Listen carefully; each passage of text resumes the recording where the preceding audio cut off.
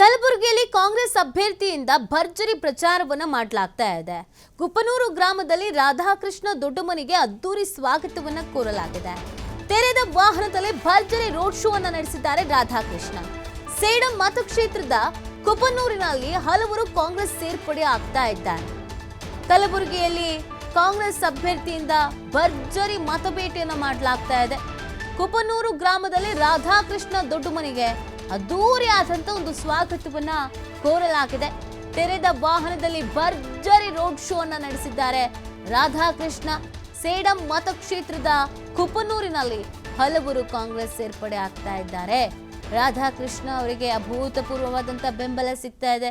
ಹೋದಲ್ಲಿ ಬಂದಲ್ಲಿ positive response ಸಿಗ್ತಾ ಇದೆ. ಆ ನಿಟ್ಟಿನಲ್ಲಿ ಉತ್ಸಾಹಕರಾಗಿ ಪ್ರಚಾರ ಕಾರ್ಯದಲ್ಲಿ ಬ್ಯುಸಿ ಆಗ್ತಾ ಇದ್ದಾರೆ. ಸ್ಥಳೀಯ ಮಟ್ಟದ ಕಾಂಗ್ರೆಸ್ನ ನಾಯಕರುಗಳು ಕೂಡ ಅವರಿಗೆ ಸಾಥ್ ನೀಡ್ತಾ ಇದ್ದಾರೆ. ಕಾರ್ಯಕರ್ತರು ಹಗಲಿರುಳು ಅನ್ನೋದ ಕೆಲಸವನ್ನ ಮಾಡ್ತಾ ಇದ್ದಾರೆ. ಕಾರ್ಯಕರ್ತರು ನಾಯಕರು ಹಾಗೂ ಚುನಾವಣೆಗೆ ನಿಂತ ರಾಧಾಕೃಷ್ಣ ಸಾಹೇಬರವರು ಕಲಬುರಗಿಯ ಲೋಕಸಭೆಯ ಈಗಾಗಲೇ ಶಂಪ್ರಕಾಶ್ ಪಾಟೀಲ್ ಜಿ ನಾನು ಕೇಳ್ಕೊಂಡಿದ್ದೆ. ನಮ್ಮ ಭಾಗನೂ ಭಾಗದ ಹಾಗೆ ಅದ. 10 ವರ್ಷ ಕೆಳಗೆ ಏನಿತ್ತು ಅದೇ ಅದ. ಅದು ಏನೂ ಡೆವಲಪ್ಮೆಂಟ್ ಮಾಡಿಲ್ಲ.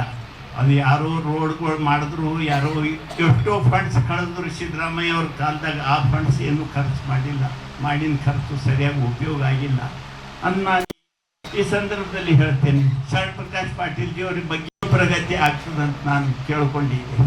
ನಮ್ಮ ಭಾಗನೂ ಕಲಬುರಗಿಯಲ್ಲಿ ಕಾಂಗ್ರೆಸ್ ಅಭ್ಯರ್ಥಿಯಿಂದ ಭರ್ಜರಿ ಪ್ರಚಾರವನ್ನ ಮಾಡಲಾಗ್ತಾ ಇದೆ. ಕುಪ್ಪನೂರು ಗ್ರಾಮದಲ್ಲಿ ರಾಧಾಕೃಷ್ಣ ದೊಡ್ಡಮನಿಗೆ ಸ್ವಾಗತವನ್ನ ಕೋರಲಾಗಿದೆ.